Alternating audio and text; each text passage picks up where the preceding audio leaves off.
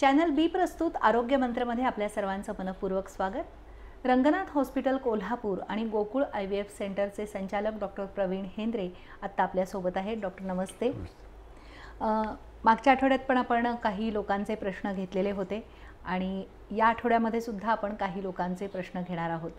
हे प्रश्न खूप महत्त्वाचे आहेत याच्यासाठीच की लोकांच्या मनातल्या ज्या काही शंका आहेत ना, तर त्या कधी-कधी खूप आपल्याला अंतर्मुख करायला लावतात। जसं मागच्या वेळेला झालेलं होतं की जंक फूड किती खावं, काय खावं याच्यावरनं आपण ते सगळं बोलत होतो। ॲडिक्शन लहान मुलांच्या मधलं याच्याबद्दल पण यावेळेला एक वेगळाच प्रश्न विचारलेला आहे। कोल्हापूरमधूनच हा प्रश्न आलेला आहे आणि त्यांनी असं विचारलेलं आहे की IVF ज्या वेळेला केलं जातं तर त्यावेळेला जे गर्भ असतात तर ते म्हणजे त्याच्यामध्ये वापरले जाणारे गर्भ किंवा शुक्राणू जेही काही आहे तर ते त्याच कपलचे असतात का कधी-कधी वेगळे पण वापरले जातात असं?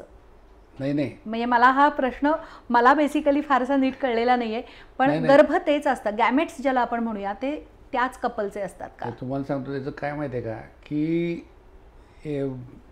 पूर्वी किंवा आता सुद्धा काही लोकांमध्ये असा एक गैरसमज आहे की ते टेस्ट ट्यूब बेबी किंवा IVF जे आहे ते स्वतःचं नसते, ते करून घेऊ नका बर असं म्हणजे लोकांना भरवलं जात असल्यामुळं की ज्यांना खरोखर म्हणजे IVF किंवा या ICSI किंवा म्हणजे इनव्हिट्रो फर्टिलायझेशन जे आहे टेस्ट ट्यूब बेबी आहे त्यांच्या डोक्यामध्ये हा असा एक विचार लोकांनी घुसवलेला असल्यामुळं म्हणजे ज्यांना खरोखर म्हणजे एखादं हे काय होऊ शकतं मूल त्याच्यापासून ते दूर राहतात। खरं तर तसं काहीच नसतं, कारण बेसिकली जेव्हा तुमची IVFची प्रक्रिया केली जाते त्यामध्ये ती जी ही आहे स्त्री आहे तिची पहिल्यांदा स्त्रीबीजी निर्मितीची क्षमता आहे की नाही बघितली जाते। त्याचप्रमाणे जो हे आहे म्हणजे पुरुष आहे त्यातला तर त्याची शुक्राणूची क्वालिटी कशी आहे, त्याची म्हणजे संख्या किती आहे, संख्येचा त्यात फारसा म्हणजे फरक पडत नाही। कारण शेवटी IVF करण्यासाठी काय केलं जातं मी थोडक्यात तुम्हाला सांगतो की म्हणजे IVFची प्रोसिजर काय आहे मी तुम्हाला सांगतो थोडक्यात, कारण IVFला आपण एकदा पुढं म्हणजे विस्तारानं बोलणार आहोत, पण आता थोडक्यात तुम्हाला सांगतो त्याला एक टच करून जातो की नैसर्गिक गर्भधारणा आपण आपला माहितीच आहे की स्त्रीबीजामध्ये शुक्राणू शिरतो गर्भनलिकेच्या टोकावर।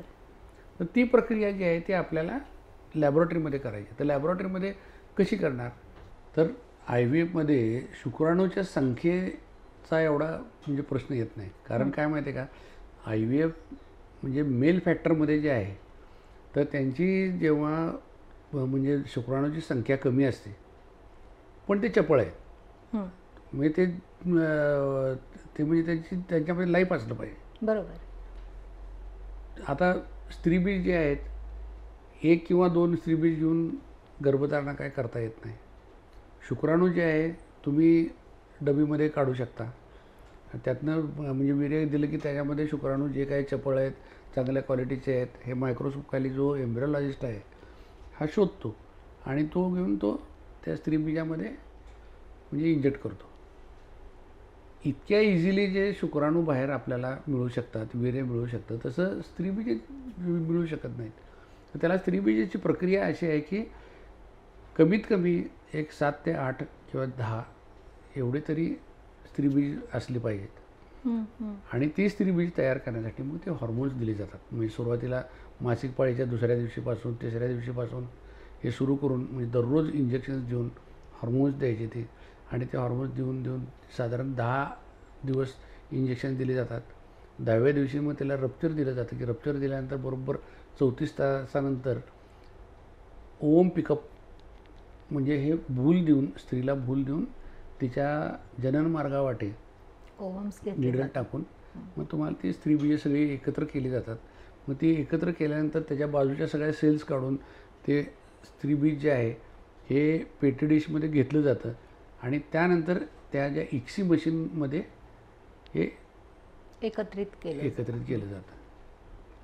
तर ह्या सगळ्या गोष्टी प्रक्रिया करत असताना म्हणजे तुम्हाला पहिल्यांदाच जेव्हा तुम्ही या वंध्यत्व चिकित्सेला IVFपर्यंत जेव्हा तुम्ही पोचता तेव्हा तुमची स्त्रीबीज होतात किंवा नाही याची चिकित्सा केलेलीच असते.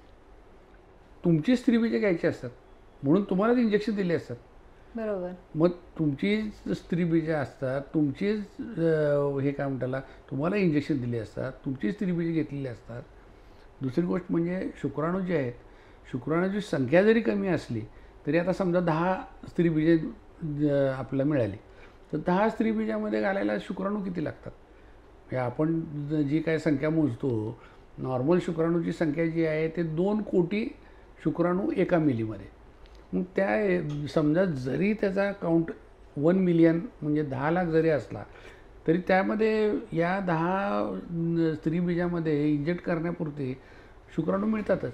आणि दॅट इज मेल फॅक्टरमध्ये ज्यांचे शुक्राणूची संख्या कमी आहे आणि ज्या म्हणजे कपलना असं वाटतं की गर्भ माझाच हवा आहे त्यांच्यासाठीच हे उपचार आहेत. आणि दुसरी गोष्ट तुम्हाला सांगतो की ज्यांना अशी शंका वाटते, समजा जर काय ते गर्भधारणा जर झाली आणि त्यानंतर जे बाळ जन्माला येते त्याची DNA टेस्टिंग करणं किती काय अवघड नाही आहे. ते आता एक 5-10 हजार रुपयामध्ये तुम्हाला DNA टेस्टिंग करता येते. कोणता डॉक्टर आपल्या पायावर धोंडा मारून घेईल. म्हणजे दुसऱ्याचे शुक्राणू आता दुसऱ्याची स्त्रीबीज घ्यायची म्हटलं तर ज्या स्त्रीमध्ये शुक्राणू आपलं स्त्रीबीज निर्मिती संपलेली आहे म्हणजे प्रीमॅच्युअर ओव्हरियन फेल्युअर झालेला आहे म्हणजे अकाली रजोनिवृत्ती झालेली आहे तर त्या कपलकडनं पहिल्यांदा कन्सेंट घेतलीच असते की डोनर ओमकडून आम्ही तुमची गर्भधारणा करणार आहोत. म्हणजे तुमच्या परस्पर माघारी तुमचं दुसऱ्या कुणाचं तर अंड घेईन, दुसऱ्या कुणाचं शुक्रजंतू घे आणि गर्भ तयार करणे आणि मग ते आपलंच नसतंय, मग दुसऱ्या कुणाचं तर असतंय, मग ते आपल्या पोटात सोडतात. हा जो गैरसमज आहे ना, हा 100% त्यांनी काढून टाकला पाहिजे. कारण आजकालच्या जमान्यामध्ये, मीडियाच्या जमान्यामध्ये जर एखाद्या कपलनी त्यांना जर काही शंका वाटली की या IVF सेंटरनं हा असा काहीतरी म्हणजे मराठी भाषेमध्ये घपला केला आहे तर ते कधीही टेस्टिंग करू शकतात. आणि टेस्टिंग केल्यानंतर काय त्यांना जर काही, कारण ह्या सगळ्या गोष्टी ज्या आहेत IVFला आता सध्या तुम्हाला सांगतो ART जो लॉ आला आहे त्या ART लॉमध्ये DNA दुसऱ्याचा घ्यायचा असला म्हणजे स्त्रीबीज घ्या किंवा शुक्राणू घ्या तर त्या कपलकडून ॲफिडेविट करून घ्यायला लागतं आणि त्याची सगळी नोंद म्हणजे अगदी सेंट्रलाइज केलेली असते. म्हणजे ते इतकं सोपं नाही आहे की म्हणजे कुणाचं तरी घ्या आणि घाला आणि उद्या समजा त्यांनी जर हे केलं तर संपूर्ण डॉक्टर त्याला आयुष्यातून उठायला लागेल. बरोबर. त्यामुळे हे जे त्यांच्या डोक्यात आहे की नाही की कुणाचं आणि घ्यायचं आणि ते IVF करायचं म्हणजे टेस्ट ट्यूब बेबी म्हणजे दुसऱ्याचा गर्भ आपल्या पोटात सोडायचा, हे कुठलंही सेंटर जगातलं म्हणजे मी काय फक्त म्हणजे कोल्हापुरातलं असं म्हणत नाही तर जगातलं कुठलंही सेंटर त्यांच्या संमतीशिवाय काही म्हणजे डोनरचं शुक्राणू घ्यायचे का डोनरचे ओव्हम घ्यायचे म्हणजे स्त्रीबीज घ्यायची हे त्यांच्या संमतीशिवाय कधीही करत नाही. तर ज्यांना खरोखर म्हणजे आता सर्व मार्ग संपलेले आहेत म्हणजे त्यांनी सुरुवातीला म्हणजे टाईम्ड इंटरकोर्स म्हणजे त्या स्त्रीबीज निर्मितीच्या कालावधीमध्ये समागम करणे, नंतर स्त्रीबीज निर्मितीसाठीचे औषध देणे, शुक्राणूवरती उपचार झालेले आहेत हे करणे, त्यांचे सगळे रिपोर्ट नॉर्मल आहेत हे झालेलं आहे. त्यानंतर IUI केलेलं आहे किंवा सुपर IUI केलेलं आहे. दुसरी गोष्ट म्हणजे जे आता ह्याला स्टिम्युलेशन आम्ही करतो स्त्रीबीज निर्मितीसाठी ज्या टॅबलेट्स आणि ह्या गोळ्या द्यायच्या असतात त्या जास्तीत जास्त 6 सायकल्स ते 12 सायकल्स मॅक्झिमम या वेगवेगळ्या गोळ्यांच्या किंवा ह्याच्या एवढ्याच द्यायच्या असतात आणि त्यानंतर त्याचा म्हणजे फारसा इफेक्ट येतच नसतो.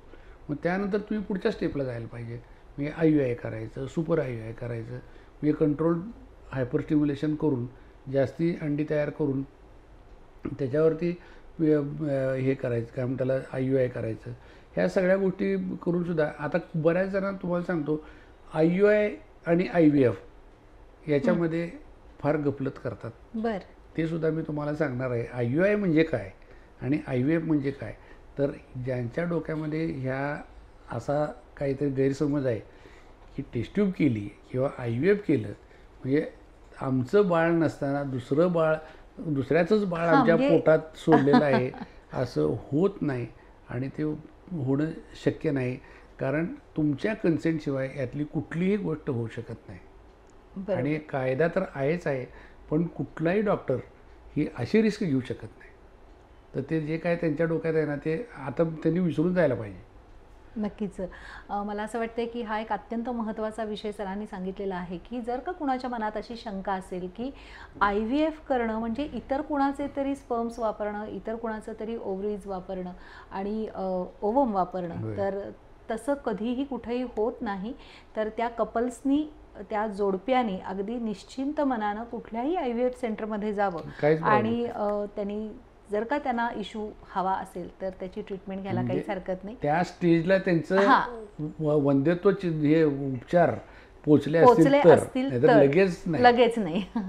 नक्कीच. पण ब्रेक नंतर पुन्हा एक महत्त्वाचा प्रश्न विचारणार आहे, तोपर्यंत विश्रांती. आरोग्य संवर्धन आणि विविध आजारांविषयी जनजागृती करणारा चॅनल बी चा कार्यक्रम आरोग्य मंत्र. आजाराची लक्षणं, खबरदारी आणि उपचार पद्धती याबद्दल माहिती मिळेल तज्ज्ञ आणि अनुभवी डॉक्टरांकडून. आरोग्य मंत्र मध्ये पहा रंगनाथ हॉस्पिटलचे स्त्रीरोग तज्ज्ञ डॉक्टर प्रवीण हेंद्रे यांना. या कार्यक्रमात आपण त्यांच्याशी IVF म्हणजे काय, संतुलित आहार कसा असला पाहिजे, फॅब्रॉइड म्हणजे काय, 2 सीझर झाले तर रिस्क नेमकी कोणती असते, लहानपणापासून मुलींची वाढ होत असताना त्यांच्या आरोग्याची काळजी कशी घ्यायची, या सर्वांविषयी संपूर्ण माहिती. आरोग्य मंत्र दर शनिवार सायंकाळी 7:30 वाजता 532 क्रमांकाच्या बी चॅनलवर.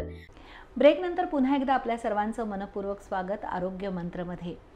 डॉक्टर, अजून एक वेगळ्याच पद्धतीचा प्रश्न आलेला आहे आणि हा प्रश्न आल्यानंतर तो वाचत असताना मलाही थोडंसं आश्चर्य वाटलं की खरंच या प्रश्नाकडं माझंही लक्ष गेलेलं नव्हतं.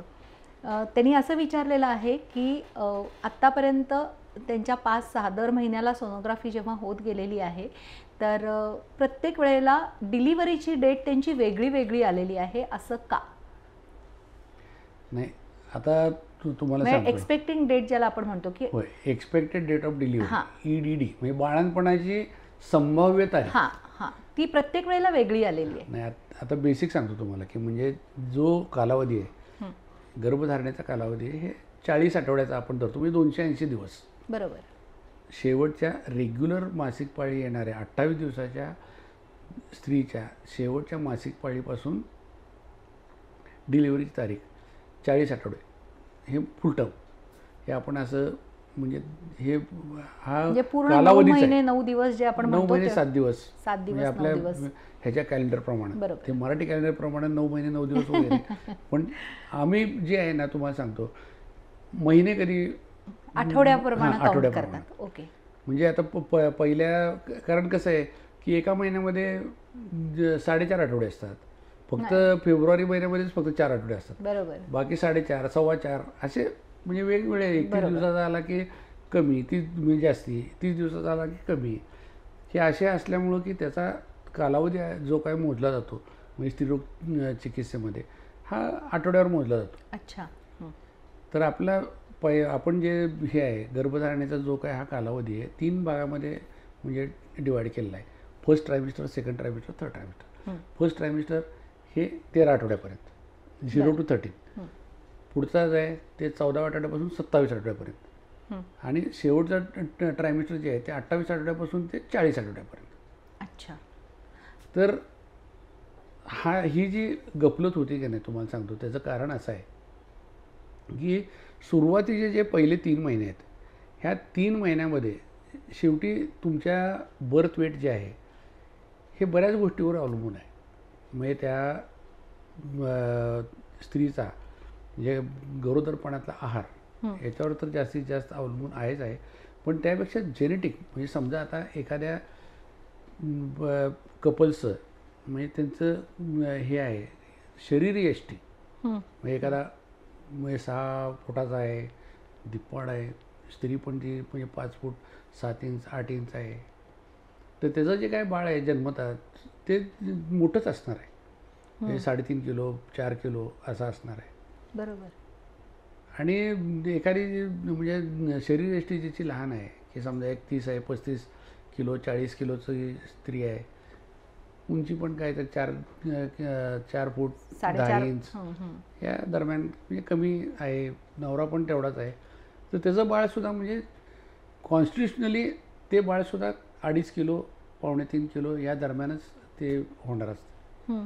पण सगळ्यात गंमत अशी आहे, फर्स्ट ट्रायमिस्टर जे आहे त्याच्यामध्ये जी आहे ना तफावत जी आहे म्हणजे डिफरन्स जो आहे म्हणजे त्या म्हणजे मोठ्या शरीर यष्टीच्या कपल्सच्या आणि लहान शरीर यष्टीच्या कपल्सच्या ह्याच्यामध्ये फरक जास्ती जाणवत नाही. तो जास्तीत जास्त किती असतो तर ±7 डेज म्हणजे 1 आठवडा. ठीक आहे. ओके. दुसऱ्या ट्रायमिस्टरमध्ये म्हणजे 14व्या आठवड्यापासून 27व्या आठवड्यापर्यंत हा जो म्हणजे हे असतं व्हेरिएशन जे आहे म्हणजे रेंज जी आहे ±2 वीक्स म्हणजे 14 दिवस. अच्छा.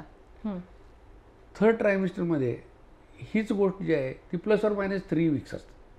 अच्छा. म्हणजे समजा आता आणि सगळ्या ज्या काय सोनोग्राफीच्या मशीन्स ज्या आहेत हे त्याच्या म्हणजे सुरुवातीला 13 आठवड्यापर्यंत जे आहे हे क्राऊन लेंथ जी आहे म्हणजे डोक्यापासून ते त्याच्या सीटपर्यंत जी लेंथ आहे तर ती त्या लेंथवरती आधारित आहे. तर ती जी आहे की नाही म्हणजे पहिल्या ट्रायमिस्टरमध्ये सर्वसाधारण म्हणजे जी रेंज आहे म्हणजे मॅक्झिमम आणि मिनिमम तर मशीन्सला काय सांगितलं असतं त्याचं जे ॲव्हरेज आहे ते बरोबर. तर ॲव्हरेज ह्याच्यावरून ते अनुमान काढलं असतं की ±7 डेज. म्हणजे ते आता दष्टपुष्ट माणसाला 7 दिवस प्लस येणार पण तुम्ही धरताना ते बरोबर तेवढंच धरणार. तर तसं हा कालावधी जो आहे की नाही तर त्या मशीनला तुम्ही ते फीड केलेलं असल्यामुळं ±7 डेज जेव्हा येतं त्याच्यामध्ये जेव्हा ते ॲव्हरेज धरलं जातं तेव्हा त्या बाळाच्या शरीर यष्टीप्रमाणे त्याचा म्हणजे गर्भधारणेचा कालावधी हा त्या रिपोर्टमध्ये रिफ्लेक्ट होतो. आलं लक्षात. म्हणजे बाळाची शरीरामध्ये जी काही वाढ झालेली असते तर त्या वाढीनुसार ते इतकं आठवड्याचं आहे असं गृहीत धरलं जातं. सुरुवातीच्या 3 महिन्यामध्ये म्हणजे फर्स्ट ट्रायमिस्टरमध्ये जेव्हा एखादं बाळ मी त्याचे 12 आठवडे म्हणून जर काय आला तर ते जास्तीत जास्त किती असू शकतं 11 आठवड्याचं असू शकतं किंवा 13 आठवड्याचं असतं. बरोबर. मग त्यामुळे त्याचं ॲव्हरेज जे आहे ते 12 आठवड्याचं म्हणून ते हे दिलेलं असतं. पण ते समजा तेच बाळ आता चांगल्या शरीर यष्टीचं जे पालक आहेत तर त्यांचं कायम हायर पर्सेंटाईलमध्येच येणार म्हणजे हायर रेंजमध्येच येणार. मग तेव्हा हायर रेंजमध्ये जेव्हा येतं तेव्हा मशीनला काय वाटतं की आता हे बाळाचं जे आहे की हे आठवडे वाढलेले आहेत. मग त्या वाढलेल्या आठवड्याच्या हिशोबानं ते एक्सपेक्टेड डेट ऑफ डिलिव्हरी येते. तर ह्याच्यासाठी सगळ्यात महत्त्वाची गोष्ट सांगतो तुम्हाला जेव्हा तफावत सगळ्यात सुरुवातीला कमी आहे ना तर फर्स्ट अल्ट्रासाऊंड जो आहे पहिली जी सोनोग्राफी केली असते म्हणजे समजा 7 आठवड्याची तर त्याच्यामध्ये ॲक्युरसी जास्ती येते. म्हणजे तेव्हा जेव्हा सोनोग्राफी केलेली असते तेव्हा जे काही कालावधी आलेला असतो तो जास्ती ॲक्युरेट असतो. म्हणजे ती जी पहिली सोनोग्राफीची जी काय एक्सपेक्टेड डेट ऑफ डिलिव्हरी आहे ती हीच ग्राह्य धरायची. नंतर किती पण येऊ दे कारण पुढं 3 आठवड्याचा फरक येणार आहे म्हणजे ±3 वीक्स. म्हणजे समजा 35 आठवड्याचा गर्भ जेव्हा तुम्ही बघत आहे तेव्हा तो -3 म्हणजे 32 पण असू शकतो आणि +3 म्हणजे 38 पण असू शकतो. रेंज वाढते तिथं.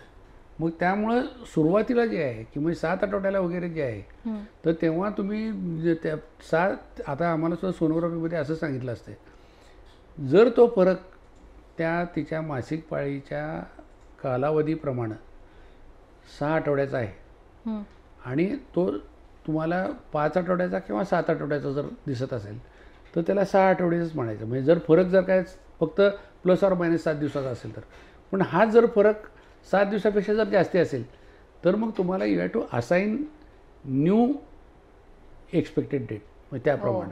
मग त्यामुळं सगळ्यात पहिली सोनोग्राफी जी केलेली असती त्याचा जो रिपोर्ट आहे. आणि तुम्हाला दुसरं एक साधं उदाहरण तुम्हाला सांगतो की समजा शरीर यष्टी लहान असल्या ह्याचं बाळ आहे त्याचं सुरुवातीला वजन 2.5-3 किलो आहे. असे 3 बाळ आहेत वेगवेगळी. तर एखाद्याचं 1 वर्षानंतर म्हणजे वजन समजा एखाद्याचं 7.5-8 किलो होईल, एखाद्याचं 10-11 किलो होईल, एखाद्याचं म्हणजे चांगलं ते खाऊन पिऊन मस्त झालेलं आहे, तुझं 14-15 होईल. ती तिघही बाळं 1 वर्षानंतर त्यांचा बर्थडे तोच आलेला आहे. म्हणजे त्याचं वजन जास्त आहे म्हणून तुम्ही काय याची बर्थडे काय म्हणजे जरा मागं ढकलणार आहे काय, किंवा त्याचं कमी आलं आहे म्हणून त्याची काय बर्थडेचं काय तुम्ही पुढं घेणार आहे काय. ते असं जसं होऊ शकत नाही तसं you have to assign the date. आणि ती असाइनमेंट ऑफ डेटची ॲक्युरसी जी आहे, म्हणजे त्याचं जर काय म्हणजे निश्चित करायचं जर असेल तुम्हाला, तर गर्भधारणा झाल्यानंतर जी सगळ्यात पहिली सोनोग्राफी केली जाते आणि त्या सोनोग्राफीमध्ये जे त्याला म्हणजे गर्भाचा कालावधी तो ठरवला जातो, त्या प्रमाणानुसार जी एक्सपेक्टेड डेट येणार आहे 40 आठवड्याला, ती डेट हीच ग्राह्य धरायला लागते. पुढच्या आलेल्या ते कुठलेही रिपोर्ट येऊ देतात, म्हणजे कधी एकदा 21 डिसेंबर दाखवतं आहे, एकदा 30 डिसेंबर दाखवतं आहे, एकदा 5 जानेवारी दाखवतं आहे. याच्याकडं पूर्ण दुर्लक्षित करायला लागतं. आणि बरेच सोनोग्राफी सेंटरसुद्धा त्याचा ग्राफ देतात की म्हणजे ती ग्रोथ म्हणजे नॉर्मल रेंजमध्ये आहे का, म्हणजे त्याच्यामध्ये मॅक्झिमम रेंज, मिनिमम रेंज, म्हणजे 5th पर्सेंटाईल, 95th पर्सेंटाईल आणि ॲव्हरेज 50th पर्सेंटाईल, हे याच्या रेंजप्रमाणेच दिलेली असते. म्हणजे त्याचा तो ग्राफ ॲक्च्युली प्लॉट केला जातो प्रत्येक बाळाचा, आणि त्याप्रमाणे ते ठरवलं जातं आणि त्याप्रमाणे त्याचं वजन बरोबर आहे का नाही हे पण ठरतं, आणि त्याप्रमाणे त्याची डेट पण बरोबर आहे का नाही. मात्र डेट जी ठरली जाते ही पहिल्या सोनोग्राफीच्या अनुषंगानं ती शेवटची डेट ठरवायला लागते. तुमच्या मशीनवर किंवा तुमच्या रिपोर्टवर काही रिपोर्ट येऊ दे, तर त्या पहिली सोनोग्राफीची दिलेली डेट आहे हीच तुमची म्हणजे करेक्ट बाळंतपणाची अपेक्षित तारीख आहे. नक्की. आता ह्याला जोडूनच एक वेगळा प्रश्न मनात आलाय, जो माझ्या मनातला आहे बरं का, तर तोही तुम्हाला मनातले प्रश्न तुम्हाला डेंजरस मी आता पूर्वीपासून बघतोय, सांगा तुम्ही. प्रश्न असा आहे की बरेचदा असं होतं की नॅचरल डिलिव्हरी ज्या तारखेला असते त्या दिवशी येणारा वार, नक्षत्र अशा बऱ्याच घरांमध्ये बघितलं जातं, आणि त्याच्या अलीकडं किंवा पलीकडं मग ठीक आहे, मग आता सिझर करून घ्या असं म्हणून डॉक्टरना प्रेशर केलं जातं किंवा येऊन सांगितलं जातं. तर त्याबद्दलचं तुमचं मत मला फक्त थोडक्यात जाणून घ्यायचं. आता मी तुम्हाला खरं सांगू का की या सगळ्या आपल्या देशात हे म्हणजे त्यांना तारीख म्हणजे तो हा वार चांगला आहे, हा दिवस चांगला आहे, ह्या सगळ्या भावनेचा प्रश्न आहे. त्या भावनेला म्हणजे वास्तव जे आहे आणि भावना ह्याचा मेळ कधीच बसू शकत नाही, कारण जे वास्तव आहे ते वास्तवच असतं. तर कुठलाही डॉक्टर म्हणजे जो जेव्हा बघतो तेव्हा त्यांनी कुठलीही जरी तारीख सांगितली तर त्याची, आता जेव्हा आपण ह्या सगळ्या कालावधीचा विचार केला तेव्हा 37 आठवडे जे आहे, 37 आठवड्यापासून 40 आठवड्यापर्यंत या कालावधीमध्ये केव्हाही जर हे काय म्हणतात बाळंतपण झालं किंवा सिझरिंग केलं तरीसुद्धा त्या बाळाची लंग्स म्हणजे फुफ्फुसं ही व्यवस्थितपणे कार्य करू शकतात. आता सगळ्यात महत्त्वाचं काय माहिती आहे का की जेव्हा प्रीमॅच्युरिटी असते म्हणजे अपुऱ्या दिवसातलं बाळंतपण जे झालं असतं, तर अपुऱ्या दिवसातल्या बाळंतपणामध्ये बाळाची जी आतडी जी आहेत ती पचनक्रिया करण्यासाठी तेवढी सक्षम नसतात. आणि त्याच वेळेस दुसरी गोष्ट म्हणजे लंग्स, हे श्वास घ्यायला, कारण आता जेव्हा बाळ पहिल्यांदा श्वास घेतं तेव्हा त्याची फुफ्फुसं पहिल्यांदा ॲल्व्हिओलाय ज्या आहेत त्या ओपन झालेल्या असतात. बरोबर. पण त्या ओपन झालेल्या ॲल्व्हिओलाय ज्या आहेत त्या कोलॅप्स होऊ नये म्हणून त्याला एक सरफेस टेन्शनचं सर्फॅक्टंट नैसर्गिक 37 आठवड्यानंतर बाळाच्या फुफ्फुसामध्ये निर्माण झालेलं असतं. ते जर काय अपुऱ्या दिवसात झालं तर काही वेळेस सर्फॅक्टंटचं इंजेक्शन देतात आणि ते कृत्रिमरित्या फुगवायचा आणि तसंच फुगवून ठेवायचा प्रयत्न करतात. तर ह्या ज्या त्यांचं जे काय हे असते ना की विनंती असते की ह्या तारखेला तुम्ही करा, या दिवशी करा, या वेळेला करा, आम्हाला काही प्रॉब्लेम नाही, आम्ही कुठल्या याला करू शकतो. त्यांच्या भावनेची कुठली हे न घेता आम्ही करू शकतो, provided we don't want to compromise म्हणजे बेबीज हेल्थ. म्हणजे ते लंग्स मॅच्युअर जर झाले असतील म्हणजे 37 आठवड्याचा कालावधी. हां, आता कसं माहिती आहे का, सिझेरियन सेक्शन जे करायला लागतं हे 2 गोष्टीसाठी करायला लागते. म्हणजे बाळासाठी, म्हणजे बाळाचं समजा जर काय आईच्या पोटामध्ये धोका आहे असं वाटत असेल तर म्हणजे बाळाच्या भोवतीची वाढ कमी आहे, त्याला रक्तपुरवठा कमी आहे, त्याच्या भोवतीचं पाणी कमी आहे, तर अशा वेळेस म्हणजे त्याचा आत त्याला जे काय आहार मिळतो आहे किंवा त्याला जे काय म्हणजे ऑक्सिजन मिळते हे कमी प्रमाणात मिळत असल्यामुळं ते बाहेर काढून म्हणजे तुम्ही त्याला सपोर्ट देऊ शकताय. ही एक कंडिशन झाली. आणि दुसरी कंडिशन म्हणजे आईला ब्लड प्रेशर आहे, तिचा जीव धोक्यात आहे. तर अशा वेळेस जेव्हा हे सीझर करायचं किंवा डिलिव्हरी करायचं जेव्हा वेळ येते तर त्यावेळेस आईसाठी म्हणून तुम्हाला हे बाळ इन्क्युबेटरमध्ये गेलं तरी त्याचा फारसा विचार करायला लागत नाही. मग त्यावेळेस आम्ही हे या डेटला करा आणि ह्याला करा नाही.